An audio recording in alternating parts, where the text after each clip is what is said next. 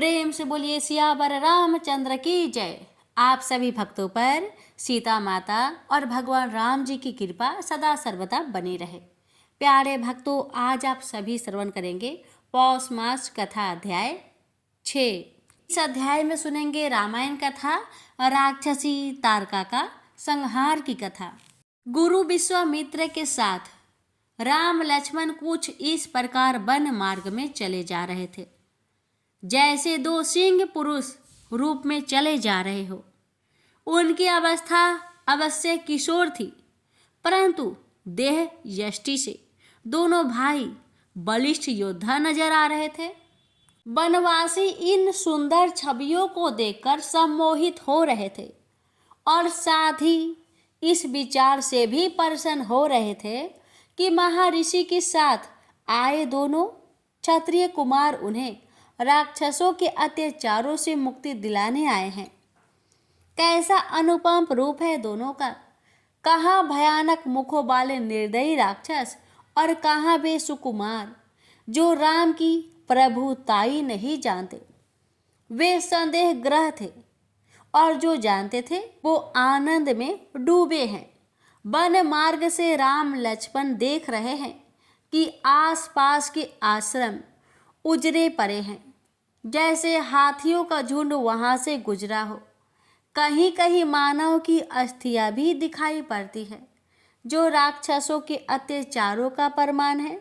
उसी समय एक दिशा में बवंडर सा उठा, जैसे धूल भरी आंधी चली आ रही हो। भयानक अट्ठासों और गर्जनों से वातावरण में भय व्याप्त हो गया।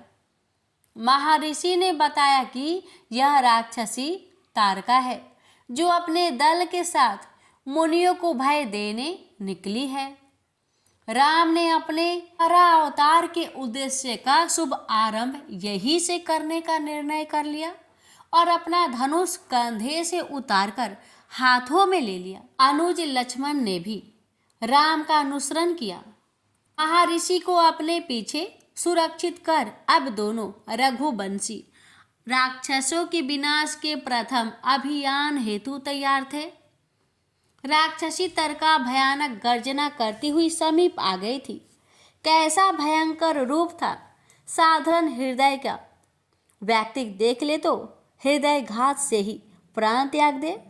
उसने अपने सामने दो सुकुमारों को आहार के रूप में देखा तो अपनी लंबी जीवा लपलपाई और दांत किटकिटाए। ऐसा नरम मांस बहुत समय पश्चात दिखाई दिया है। राक्षस दल भी ललचा रहा था, परंतु इतना मांस तो तारका को भी पर्याप्त न होगा। पीछे खड़े मुनि की एक आध बोटी मिल बांटकर खा लेंगे, परंतु ये मन के ही लड्डू तो थे। अभी उन्होंने उन सुकुमारों के बाणों की तीक्ष्णता कहाँ देखी थी। लक्ष्मण ने राक्षस दल पर अपने काल समान बाण चलाए और राम ने तारका के सामने मोर्चा संभाल लिया। तारका अपने बड़े बड़े दांतों वाले विकराल मुख को खोलकर भयानक रूप से राम की ओर झपटी तो राम ने उनके मुख को इतने बाणों से भर दिया कि उसे सांस लेना भी दूभर हो गया और वह पृथ्वी पर गिरकर तड़पने लगी। कुछ ही देर में उसके प्राण पे उड़ गए। तारका के पृथ्वी पर गिरने से कितने ही राक्षस उसके विशालकाय शरीर के नीचे दबकर मर गए। बहुत से लक्ष्मण ने मार गिराए और अब दोनों भाइयों ने शेष बचे राक्षसों को घेर घेर कर नरक की यात्रा पर भेजना प्रारंभ किया। कुछ भाग्यशाली थे जो वहां से प्राण बचाकर भाग गए। प्रथम युद्ध विजित कर दोनों भाइयों ने महर्षि के सामने शीश झुकाकर आशीर्वाद प्राप्त किया। महर्षि प्रसन्न थे। दोनों भाई उनके साथ आश्रम में गए, जहां राक्षसों ने उनकी अनुपस्थिति में उत्पात मचाया हुआ था। दोनों भाइयों ने अपने धनुष बाण एक और रखकर वहां की साफ सफाई की और वेदी को व्यवस्थित किया। पत्तों डालियों को समेटकर साफ किया। फिर कुटिया की मरम्मत में महर्षि का सहयोग करने लगे।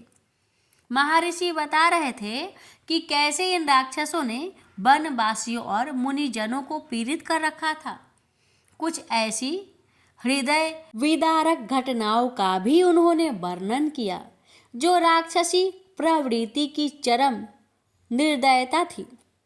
लक्ष्मण तो क्रोध से भर उठे, तभी एक ओर से कोलाहल उठा तो राम सजग हो गए। अवश्य ही तारका वध की सूचना मारीच व सुबाहु को मिल गई थी और वे उस गीदड़ की भांति चले आ रहे थे जिसकी मृत्यु आती है तो वह गांव की ओर भागता है।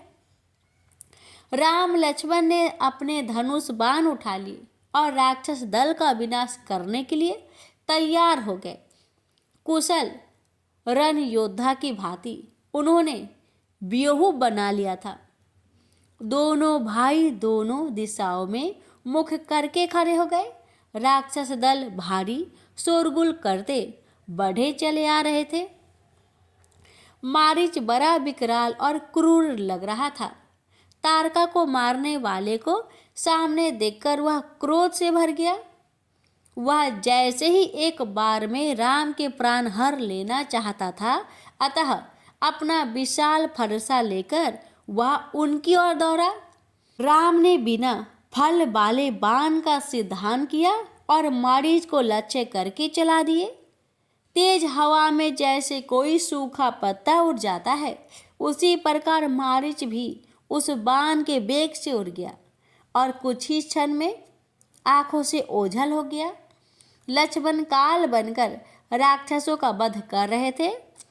उनके धनुष के बाण कब छूटता, कब वे दूसरा बाण साधन करते और कब छोड़ देते, पता न चल पा रहा था।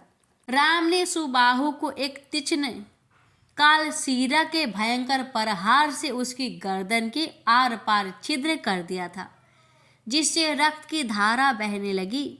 सुबाहु के नेत्र खरे खरे ही पथारने लगे थे और कुछ ही क्षणों में वह निर्जीव होकर कटे वृक्ष की भांति भूमि पर गिर पड़ा तो राक्षसों में भगदड़ मच गई। वे प्राण बचाकर भागने लगे, परंतु उन्हें आज स्वयं काल ने घेर लिया था। आखेट करते समय जिस प्रकार प्राण बचाकर भागते मृगों को बाघ काल कलवित कर लेता है, उसी प्रकार राम लक्ष्मण ने उस वन के अंतिम राक्षस तक यह युद्ध रूपी आखेट किया और वन खंड को राक्षस विहीन करते हुए वनवासियों को निर्भय कर दिया।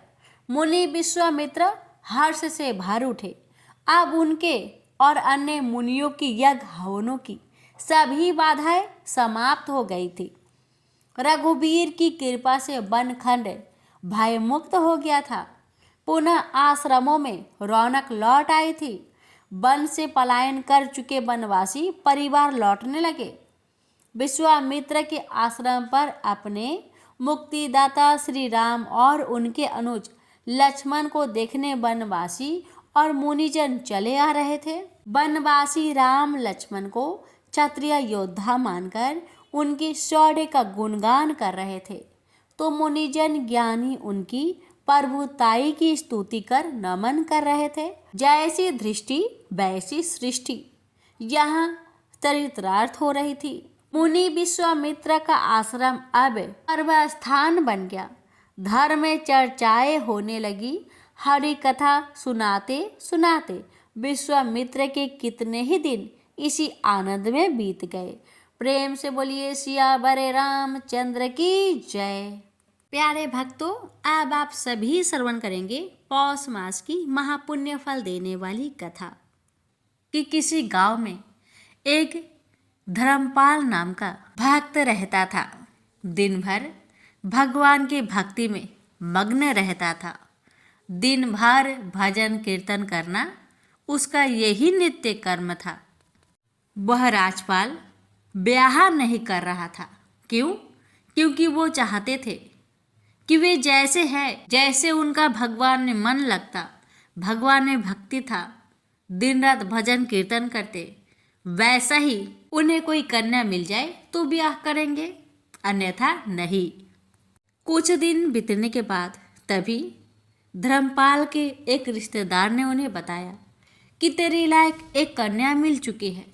तो धर्मपाल जी कहने लगे, क्या क्या गुण है उस कन्या में, बताइए मुझे। तो उन्होंने बताया, उस कन्या का शर्त है कि जो रोज 1000 ब्राह्मण को भोजन पवाता होगा, मैं उसी से विवाह करूंगी। अब ये सुनकर धर्मपाल जी तो बहुत प्रसन्न हो गए। उन्होंने कहा, अब तो मुझे मुहूर्त भी नहीं निकालना, अब कल ही मेरा विवाह करवा दो। मुहूर्त तो उससे निकलवाया जाता है जिसमें संकोच हो, लेकिन मुझे पूरा भरोसा है इस कन्या से विवाह करके मैं तो प्रसन्न रहूँगा, इसलिए कल ही विवाह करवा दो। अब तो रिश्तेदार जाकर कहने लगा उस लड़की से, ये धर्मपाल जी तैयार है। कन्या ने कहा, मैं तो धर्मपाल जी से एक बार बात करूंगी, उसके बाद ही विवाह के लिए हाँ बोलूंगी। अब उस कन्या ने धर्मपाल जी के पास आई और बोली, आप मुझसे विवाह करने के लिए तैयार है? तो धर्मपाल जी ने कहा हाँ। तो कन्या ने कहा कि आपको मेरा शर्त मंजूर है, रोज आपको 1000 ब्राह्मण को भोजन करवाना होगा। तो धर्मपाल जी ने कहा हाँ, क्यों नहीं, जरूर, मुझे तुम्हारी शर्त मंजूर है। बस अब क्या देरी था, अब तो धर्मपाल जी और उस कन्या का विवाह हो गया।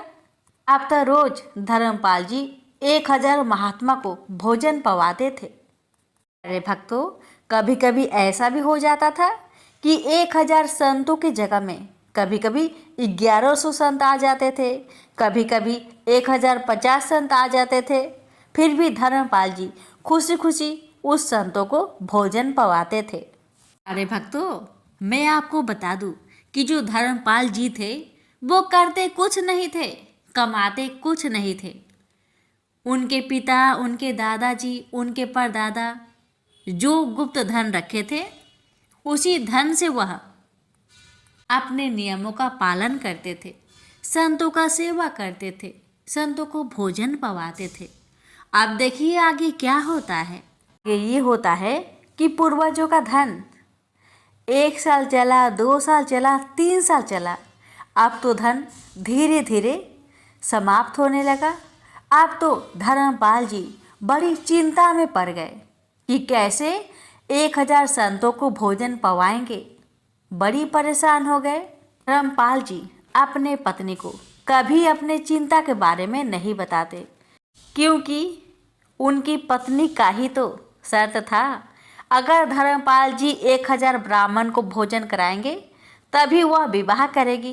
तो धर्मपाल जी विवाह कर लिए, अब उनको शर्त तो पूरा करना ही था, हर रोज 1000 ब्राह्मण को भोजन तो पवाना ही था।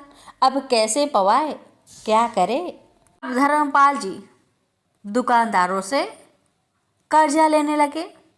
बहुत नामी थे, इसलिए हर कोई उन्हें कर्जा दे देता था, लेकिन कब तक कर्जा देता, कर्जा को तो चुकाना भी पड़ता है ना। धर्मपाल जी कमाते नहीं थे तो चुकाएंगे कैसे।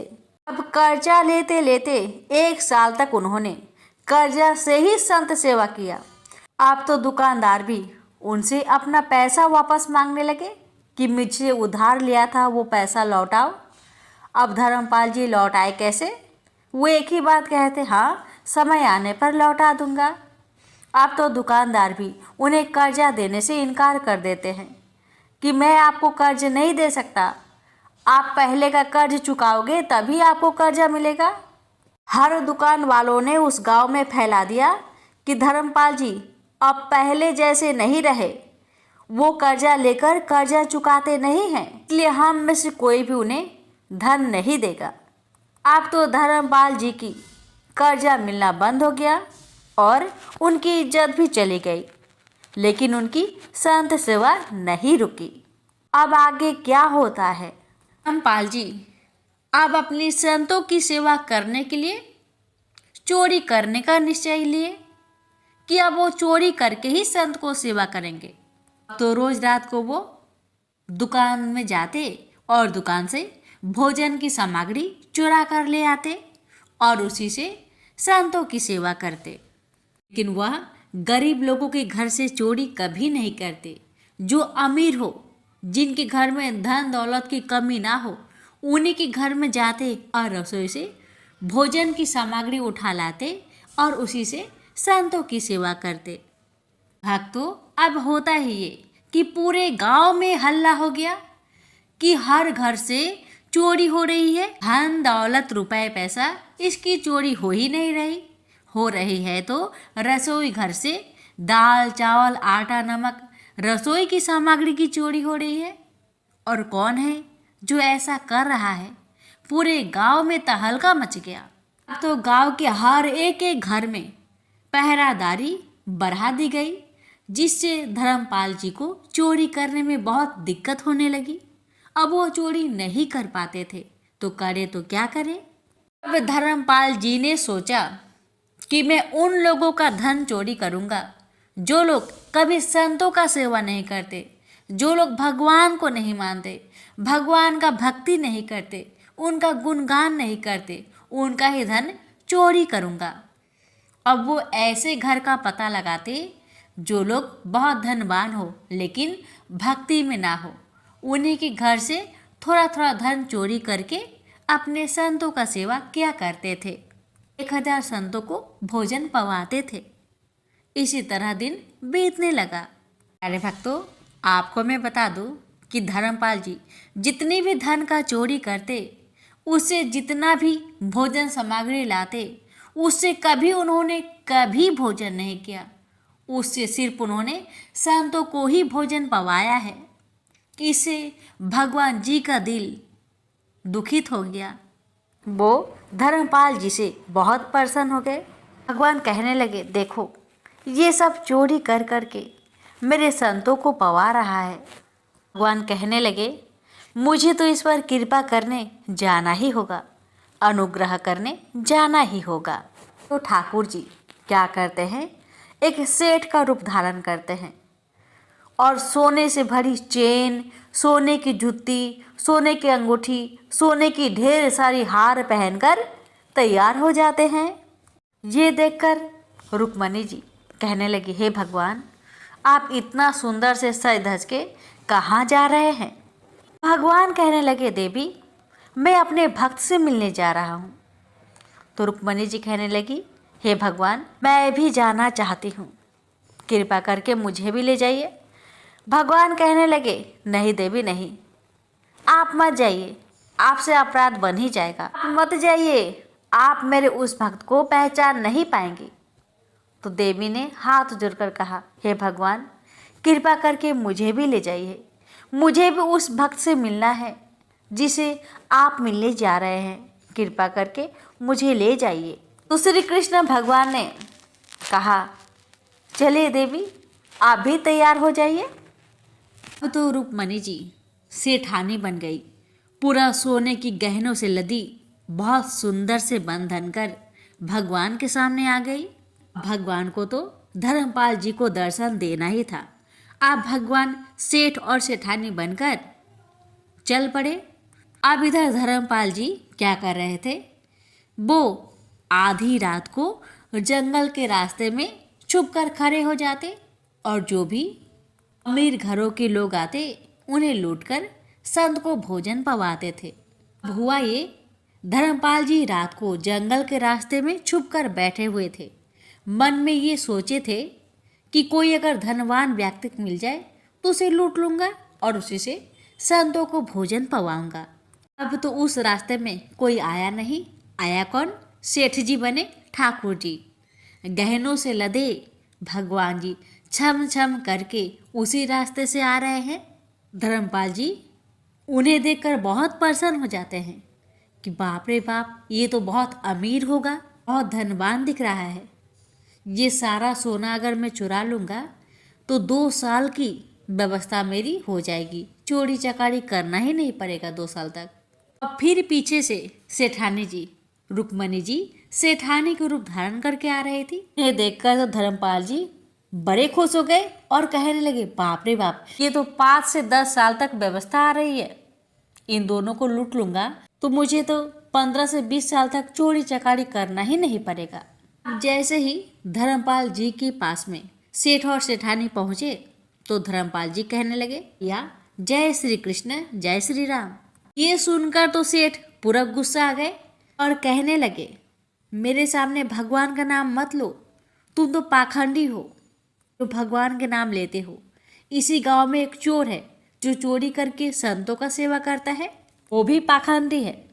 मेरे सामने भगवान का नाम मत लो तुम, एकदम मेरे सामने भगवान का नाम मत लेना। धर्मपाल जी मन में सोचने लगे, ये आदमी तो बहुत पाखंडी है, इसका तो मैं एक सामान भी नहीं छोड़ूंगा, हर सामान इसका ले लूंगा, एक अंगूठी तक नहीं छोड़ूंगा। अगर भगवान का नाम लेता तो एक दो अंगूठी में छोड़ देता, मगर इस जैसा पाखंडी का मैं एक भी सामान नहीं छोड़ने वाला। अब धर्मपाल जी बोलने लगे कि भैया, हाँ, इस गांव में एक चोर रहता है, बहुत भयानक है, कभी भी किसी में वार कर देता है, किसी को भी लूट लेता है, उसे सावधान रहे। आपको कहाँ जाना है? तो भगवान बोले, मुझे गांव जाना है। तो धर्मपाल जी बोले, गांव जाना है, चलिए मैं आपको ले जाता हूँ। इस जंगल के रास्तों से बीचों बीच में एक रास्ता जाती है जो जल्द ही गांव पहुंचा देती है, चलिए मैं आप दोनों को ले जाता हूँ। और उस रास्ते के बारे में सिर्फ मैं ही जानता हूँ और कोई नहीं। चलेंगे तो चलिए मेरे साथ, लेकिन उससे पहले कुछ रुपए हो, कुछ धन हो तो मुझे दे दीजिए। मेरे घर में कुछ मेहमान आए हुए हैं, उन्हें भोजन पवाना है मुझे। मेरे पास थोड़ा भी धन दौलत नहीं है, होने से दे दीजिए, मैं उनका भोजन का प्रबंध करके फिर मैं जल्दी आपके पास आता हूँ और आपको गांव तक पहुँचा दूँगा। तो सेठ जी ने उन्हें कुछ सोने की मोहर दे दी। धर्मपाल जी उसे खुशी खुशी लेकर अपने घर जाते हैं और संतों के लिए भोजन की व्यवस्था करके अपने पत्नी से कहते हैं, तुम संतों को भोजन पवाओ, मैं 10 साल की व्यवस्था करके आता हूँ। ना कहकर धर्मपाल जी वापस चले आते हैं सेठ और सेठानी के पास। धर्मपाल जी सेठ और सेठानी को कहने लगे, चलिए भैया चलिए, मेरे पीछे पीछे आइए। अब जंगल के रास्ते से धर्मपाल जी धीरे धीरे जा रहे थे, पीछे पीछे सेठ और सेठानी जी आ रहे थे। जैसे ही जंगल के बीचों बीच पहुंचे, वैसे ही पाल पूरा गरजने लगा, लाठी लेकर गमछा जमीन पर बिछाकर चिल्लाने लगा कि मैं ही धर्मपाल हूँ, मैं ही वो चोर हूँ जो चोरी करता हूँ, जल्दी से अपने सारे गहने को इस पर उतार कर रखो, वरना मैं क्या करूँगा तुम भी नहीं जानते। जल्दी सारी सामग्री उतारो और इसमें डालो। अब तो भगवान जी थर थर काँपने लगे और रुक्मणी जी से कहने लगे, देवी आप भी काँपिए, ये मेरा भक्त है, आप भी काँपिए। अब तो देवी रुक्मणी और भगवान जी दोनों थर थर काँपने लगे और सारे गहने उतारकर उस अंगूठे में डालने लगे। लेकिन भगवान के अंगूठे में एक अंगूठी थी जो बचपन से ही नहीं निकलती थी। अब धर्मपाल जी कहने लगे, भैया उस अंगूठी को भी निकालो। तो सेठ जी कहने लगे, नहीं, ये अंगूठी बचपन से ही नहीं निकलती है, ये नहीं निकल सकती। तब तो धर्मपाल कहने लगा, जब मैंने जय श्री कृष्ण बोला बड़ा चिल्ला रहे थे, यह अंगूठी तो मैं नहीं छोड़ूंगा, तुम्हारा उंगली काट कर अंगूठी निकालूंगा, लूंगा तो जरूर। इस अंगूठी से संतों की 2 महीने की व्यवस्था आसानी से हो जाएगी, इसलिए अंगूठी तो छोड़ूंगा नहीं मैं, तुम्हारा अंगूठा काट कर ही इस अंगूठी को निकालूंगा मैं। अब तो धर्मपाल जी ने भगवान की अंगुली को पकड़ी और जैसे ही काटने वाले थे वैसे ही भगवान शंख पद्म गदाधारी भगवान प्रकट हो गए। रुक्मणी जी महालक्ष्मी के रूप में प्रकट हो गई और दोनों ने धर्मपाल को अंक में भर लिया। अब तो धर्मपाल जी समझ नहीं पा रहे थे कि क्या हुआ। जब उन्होंने देखा तो सामने देखे जो भगवान खड़े हैं। ये देखकर धर्मपाल जी को बहुत दुख हुआ। वह घुटनों के बल बैठकर जोर जोर से रोने लगे और कहने लगे, हे भगवान, आज मैंने अपने भगवान को ही लूट लिया। मैं बहुत पापी हूँ कि अपने भगवान को नहीं पहचान सका। मैं अपने भगवान की ही उंगली को काटने पर उतर गया। हे भगवान, मुझे क्षमा करें, मैं बहुत पापी हूँ। भगवान कहने लगे, हे धर्मपाल, तुम पापी नहीं हो, तुम्हारी भक्ति देखकर ही हम तुम्हें दर्शन देने आए हैं। तुम चोरी डकैती करके खुद भोजन थोड़ी ना करते हो, तो मेरे भक्तों की सेवा करते हो। मैं मानता हूँ कि तुमने गलत काम किया है, गलत काम करके संतों को भोजन पवाते थे, लेकिन खुद भूखे रह जाते थे। उस धन से, उस चोरी से कुछ गलत तो नहीं करते, मेरे संतों की ही तो सेवा करते। भगवान कहने लगे, धर्मपाल तुम चिंता मत करो, दुखी मत हो। तुमने आज तक उन लोगों के घर से चोरी किया जो लोग भगवान को नहीं मानते, भगवान का नाम नहीं जपते, भगवान को नहीं भजते। उनका ही धन लेकर तुमने संतों को भोजन पवाया है। शास्त्रों में कहा जाता है, जिसका धन से ब्राह्मण भोजन करे वह पुण्य उसी को जाता है। तुमने तो कोई गलत नहीं किया, अपने पूरे गांव में उन लोगों को पुण्य दिया है जो कभी संतों का सेवा नहीं करते, जो कभी भगवान को नहीं मानते। तुमने तो पुण्य बांटा है और बहुत अच्छा काम किया है। अगर तुम अपने प्रयोग में उन धन को लगाते तो ये पाप कहा जाता, लेकिन तुमने तो आज तक चोरी का धन कभी अपने प्रयोग में लाया ही नहीं, तो पाप कहाँ से लगेगा। इसी कारण से हम तुमसे बहुत प्रसन्न हैं। यह सुनकर धर्मपाल जी भगवान के चरणों से लिपट गए और जोर जोर से रोने लगे और कहने लगे, हे भगवान, हे नाथ, आप बड़े कृपालु है। अब भगवान कहने लगे, हे धर्मपाल, अब हमने तुम्हें दर्शन दे दिया, अब हम जाए। और हाँ सुनो, ये जो जितना धन तुमने इकट्ठा किया है, ये सारा धन 20 साल का व्यवस्था नहीं है। धर्मपाल जी बोले, तो कितने साल की है? भगवान बोले, जब तक तुम जीवित हो तब तक इस सारे धन से तुम संतों को आराम से भोजन पवा सकते हो। इससे संत सेवा हमेशा चलती रहेगी। भगवान कहने लगे, धर्मपाल एक बात कहूँ, ये जितना धन है ना, हम दोनों तुम्हारे लिए ही लेकर आए थे, ताकि तुम्हें कभी चोरी और डकैती ना करना पड़े। और हाँ धर्मपाल, जितने लोगों से तुमने कर्जा लिया था ना, उन्हें भी चुका देना। तो फिर हम जाए यहाँ से। तो धर्मपाल जी भगवान के चरणों में गिर पड़े और कहने लगे, हे भगवान, आज मुझे आपका दर्शन हुआ, ये सिर्फ मेरी पत्नी के वजह से हुआ। अगर मेरी पत्नी का ये नियम नहीं होता कि 1000 संतों को भोजन पवाना हो, तो शायद आज मैं आपका दर्शन नहीं कर पाता। आज मैं आपका दर्शन कर रहा हूँ, तो इसमें सबसे बड़ा योगदान मेरी पत्नी का है। हे भगवान, मैं आपसे मिला हूँ, मैं अपनी पत्नी को बता भी नहीं सकता, क्योंकि उसी के वजह से मैं आज आपका दर्शन कर पाया हूँ। हे भगवान, मेरी आपसे विनती है कि आप मेरे घर चलिए और मेरी पत्नी को भी दर्शन दीजिए। अब भगवान 2 छोटे छोटे बालक और बालिका के रूप में प्रकट हो जाते हैं और धर्मपाल जी के गोद में बैठकर उनके घर को जाते हैं।